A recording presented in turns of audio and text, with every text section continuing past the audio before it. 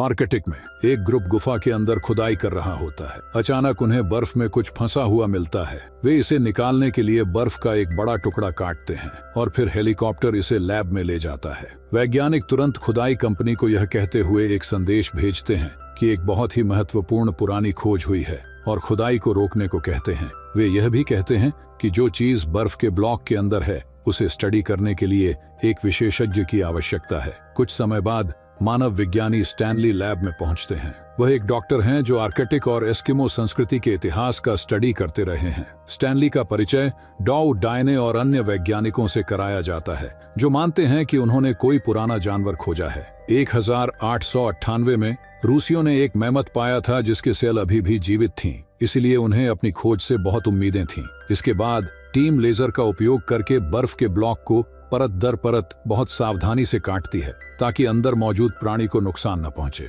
उनकी उम्मीदों के विपरीत अंदर कोई जानवर नहीं था बल्कि एक आदि मानव था। स्टैनली उसकी बनावट का स्टडी करते हैं और निष्कर्ष निकालते हैं कि वह एक शिकारी था जो 20 से 40 हजार साल पहले रहता था। वह इसे और करीब से देखना चाहते थे, लेकिन डायने बताती हैं कि उनका लक्ष्य है उस आदिमानव को टुकड़ों में काटकर दुनिया के सबसे अच्छे शोधकर्ताओं के पास भेजना। इसके बाद वैज्ञानिक उस आदिमानव को पिघलाते हैं और उसके कपड़े और औजार उतारकर उसके ऊतक के नमूने लेना शुरू करते हैं और उसके मस्तिष्क को इलेक्ट्रोड के जरिए मॉनिटर करते हैं। परीक्षण बताते हैं कि आदिमानव की सेल्स और अंग बिल्कुल सही स्थिति में है। डायने का मानना है कि प्राचीन इंसानों में क्रायोप्रोटेक्टेंट्स विशेष प्रकार की कोशिकाएं होती थीं जो क्रिस्टलीकरण को रोकती थीं। परीक्षण जारी रहते हैं, तभी वैज्ञानिक यह देखकर चौंक जाते हैं कि आदि मानव के मस्तिष्क में हल्की गतिविधि हो रही है। वे उसे जीवित करने का फैसला करते हैं, इसलिए वे उसे इंट्यूबेट करते हैं और डिफिब्रिलेटर से झटके देते हैं जब तक कि एक मजबूत दिल की धड़कन का पता नहीं चलता। जैसे ही आदि मानव स्थिर होता है,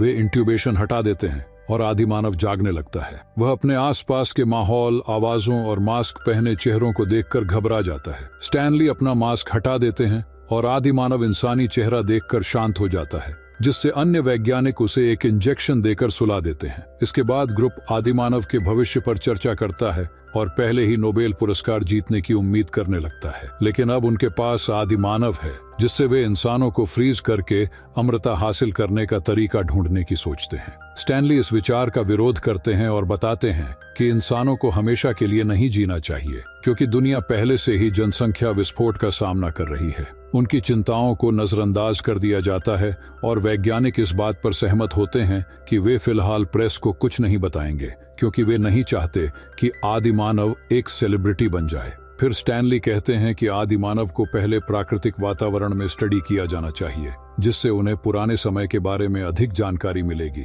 बहुत समझाने के बाद वह टीम को 2 सप्ताह तक अपने शोध के लिए राजी कर लेते हैं। जल्द ही एक विशेष रूम तैयार किया जाता है और आदिमानव को उसके अंदर रखा जाता है। जब वह जागता है तो उसे माहौल जाना पहचाना लगता है और वह अपनी दिनचर्या शुरू कर देता है। वह अपनी प्यास बुझाने के लिए जामुनों का रस पीता है और एक पक्षी को उसके घोंसले से भगाकर अंडे चुरा लेता है। शाम को वह पत्थरों का उपयोग करके आग जलाता है और अपना भोजन पकाता है। सुबह वह झरने के नीचे जाकर अपने शरीर को धोता है और फिर भाले से शिकार करने जाता है। वह खुद से आवाजें निकालता है। सुअर उस पर हमला करने की कोशिश करता है, लेकिन आदि मानव आखिरी पल में बच जाता है और सुअर चट्टानों के बीच फंस जाता है, जिससे वह उसे मारने में सफल हो जाता है। वह मछली पकड़ रहा था जब उसे गलती से एक पाइप मिलती है। वह पाइप के सिरे को तोड़ देता है। सूंघने और चखने के बाद वह पाइप को जमीन से खींचता हुआ एक धातु के दरवाजे तक पहुंचता है। वह दरवाजे को हिलाता है और उसे खोलने में सफल हो जाता है। यह देखकर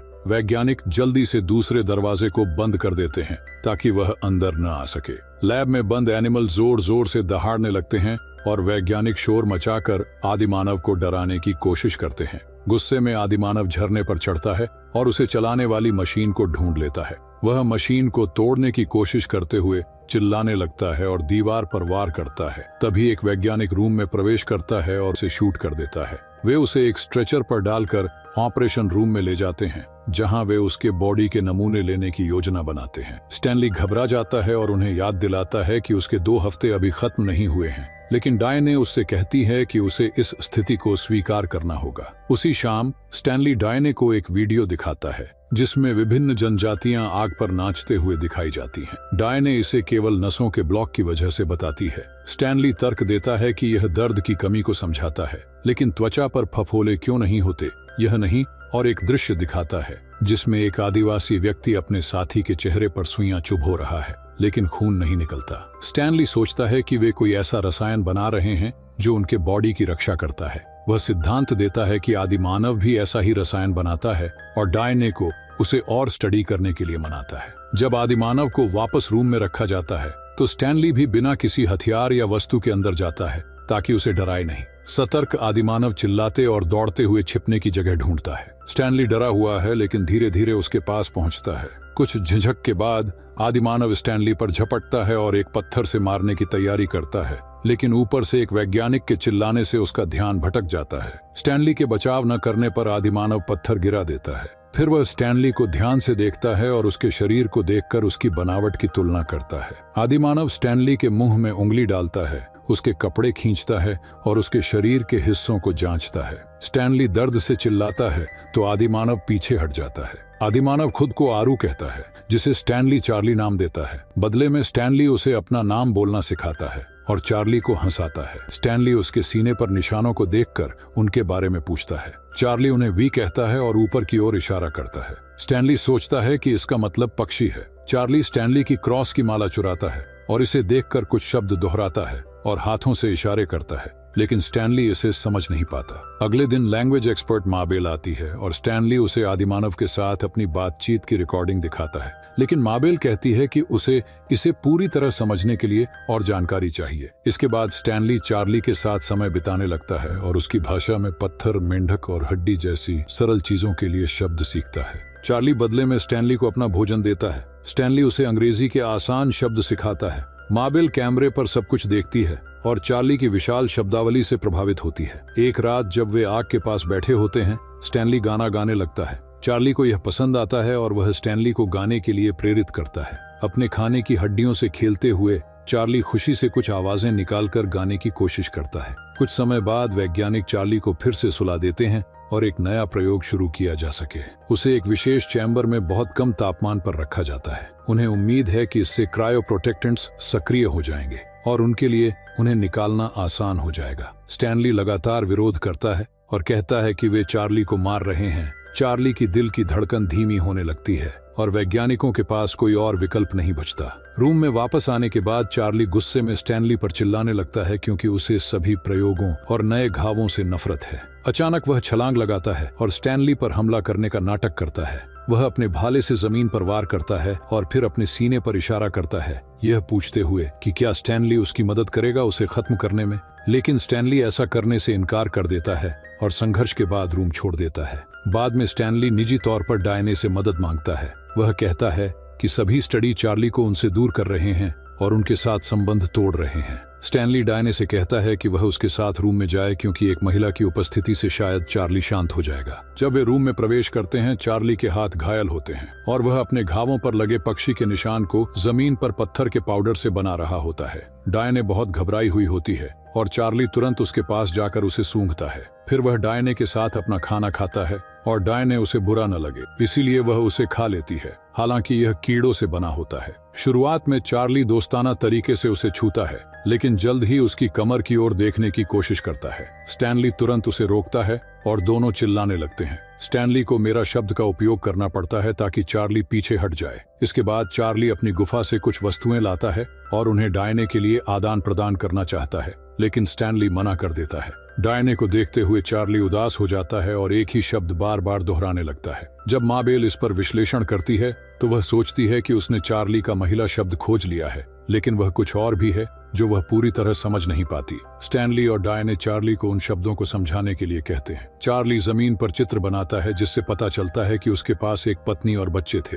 वह इधर उधर दौड़ता है और बार बार वही शब्द दोहराता है। डायने को एहसास होता है कि वह पूछ रहा है कि उसका परिवार कहाँ है। उस पल को एक हेलीकॉप्टर के आने से रोक दिया जाता है। चूंकि छत कांच की बनी होती है, चार्ली इसे देखता है और डर जाता है। वह चट्टानों पर चढ़ता है और बेट चिल्लाते हुए छत की ओर इशारा करता है। वैज्ञानिक तुरंत हेलीकॉप्टर को वहां से जाने के लिए कहते हैं, लेकिन चार्ली शांत नहीं होता। वह रूम के ऊपर पर चढ़ता है और छत पर चिल्लाता रहता है। कुछ समय बाद स्टैनली एस्किमो जनजाति से मिलता है और उन्हें चार्ली से सुने गए शब्द बताता है जिन्हें वे पहचानते हैं। स्टैनली तुरंत लैब लौटकर डायने को अपनी खोज के बारे में बताता है। बेट का संदर्भ सेडना से है, जो एक बड़ा पक्षी भगवान का संदेश वाहक होता है और लोगों को उनके व्यवहार के अनुसार स्वर्ग या नरक ले जाता है। स्टैनली का सिद्धांत है कि चार्ली की जनजाति तब विलुप्त हो गई जब चुंबकीय ध्रुव पलट गया और क्षेत्र के सभी जानवर मर गए। चार्ली ने इसे भगवान की सजा माना और ड्रीम वॉक पर निकल गया, जिसका मतलब है